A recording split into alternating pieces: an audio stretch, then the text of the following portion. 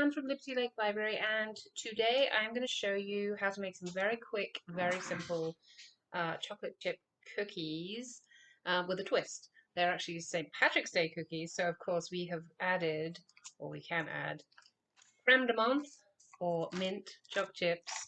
And if you want to add the sprinkles, you can either add frosting, which I did not include, but you can go ahead and get, I'm sure you can find some green frosting, or just frosting and then add green food coloring, and then green sprinkles. Now you don't have to use frosting to use the sprinkles. You can, as you take the cookies out of the oven, they'll be warm, and you can just pop the sprinkles on and they'll just kind of give it a little extra green coloring. So you should have picked up your kit, and in your kit you have a condiment container of, as I said, sprinkles, the additional mint choc chips, the cookie mix itself, which actually has choc chips in it, and a cookie cutter. And depending on which kit you've got, you may have got a shamrock or a rainbow, or I can't remember what else there was, but there were a few different designs. So, and again, you don't have to use the cookie cutter. You could just use these as like drop cookies, where you just take the cookies, like a teaspoon of the mix, and just drop it onto a baking sheet, and they'll just be round. Or you can use the cookie cutter if you want to give it a little extra flourish. So I'm going to go ahead and get started, and hopefully we'll have some delicious treats in just a minute. So in your kit, you have some cookie mix, which is already pretty much ready to go. The only thing you need for this recipe is a half stick of butter, or a quarter cup of butter. And if you don't use butter, you can also use, some kind of spread substitute. It doesn't have to be butter, but you definitely want to make sure it is softened. Okay, and then you'll also need a tablespoon of water, and that should be it. So I'm just going to go ahead and put my cookie mix into my bowl. So the cookie mix is in the bowl. It has everything in there already, the choc chips, the baking powder, a little bit of salt, etc., in that mix that I provided.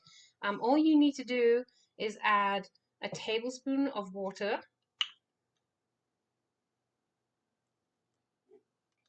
and a half stick or a quarter cup of softened butter. It's important to make sure that it is softened, otherwise it's going to be really difficult to mix this up. And you're just going to basically form it into a soft dough. Just kind of mix it.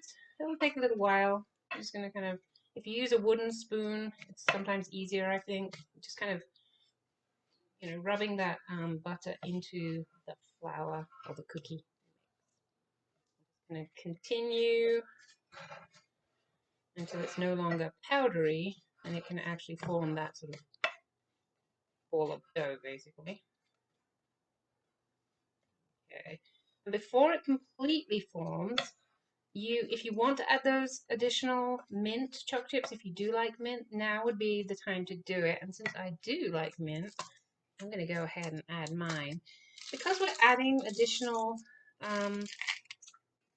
chips, you might need a little extra water, so I'm going to go ahead and just put in another half tablespoon, and then I'm just going to continue mixing. There you go. It's already starting to mix into that dough ball. And while you're doing this, you should preheat the oven to 375 degrees, and maybe get your cookie sheet ready. If you have a dark cookie sheet, I believe it doesn't take as long, so I'll check on that.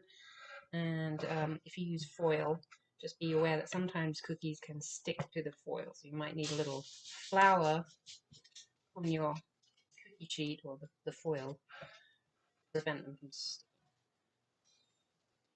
All right. Oh, and of course the other big important tip here is, before you do anything when you're cooking, make sure your hands are clean. since you may not be the only one eating these. All right. So I'm going to just get a knife. I'm going to drop the knife and just going to scrape that off the spoon, just like that. Okay. And now, since my hands are in fact clean, I'm just going to kind of use my hands to really make this ball of dough, cookie dough, come together. All right. It's really, there, see. And it shouldn't be too sticky. Should not stick to your hands when you're doing this. If it's too sticky, you probably added a little too much either water or butter, in which case just go ahead and put in a little extra flour. And it doesn't have to be wheat flour. You could use a little extra coconut flour or almond flour just to kind of take away the stickiness. Okay, so as you can see, we have a bowl of our cookie dough. And again, if you wanted to go ahead and just use drop cookies, the drop cookie method, you would just take a teaspoon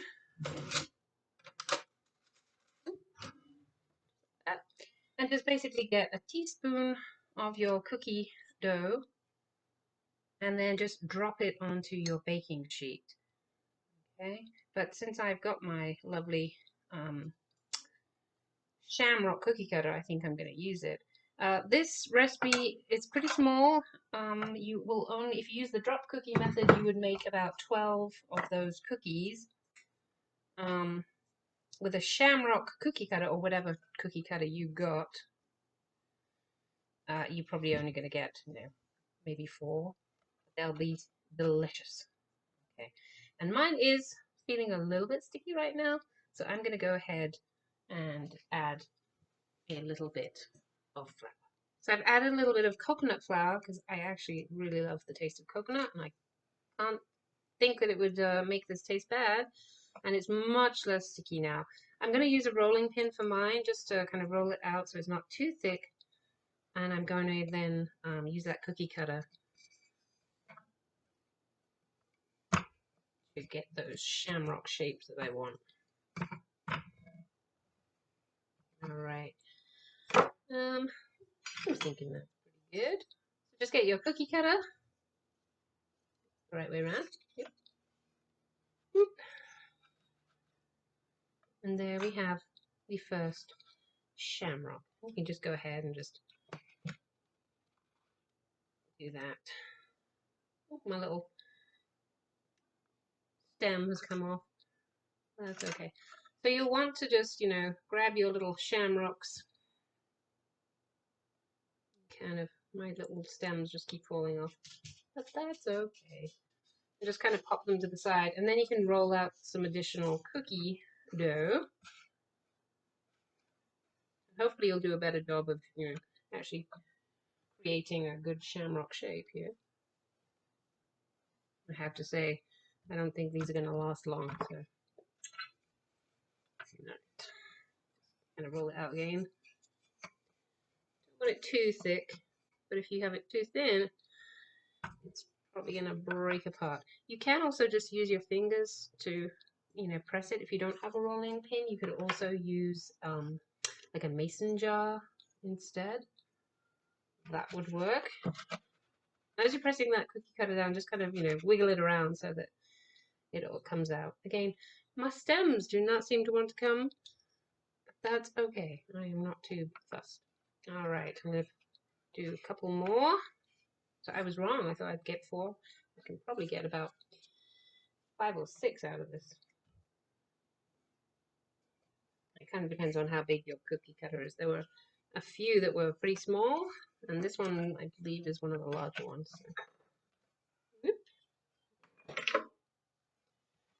All right. Will I keep the stem? Nope, the stem has come off again. Ha! It's a fun shape. All right, so I have preheated my oven to 375. It is hot, and these don't take very long. All right, so I'm going to use a spatula to just kind of gently pry them off my cutting board and pop them on. And as I said, I think I'm going to put a little bit of coconut flour here, just so that they don't stick to that foil, which from past experience it does happen.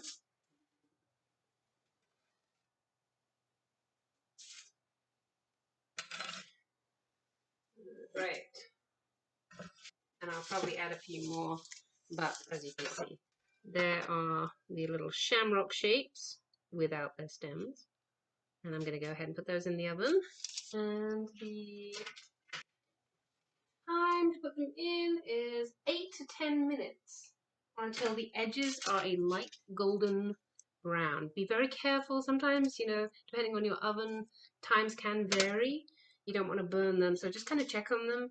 Definitely, check on them about 7 minutes in, see how they're doing. Okay. So these are the cookies. They took about 10 minutes, and as you can see, they are golden around the edges.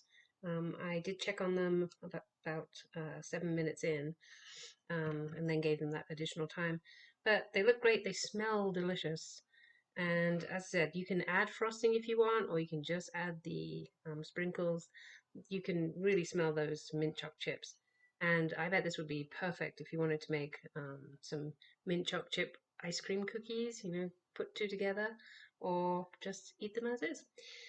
We'll be doing some additional recipes, simple cooking recipes in the following weeks. So, keep an eye on our Facebook page, Instagram, etc., and I'll let you know what we've got going on.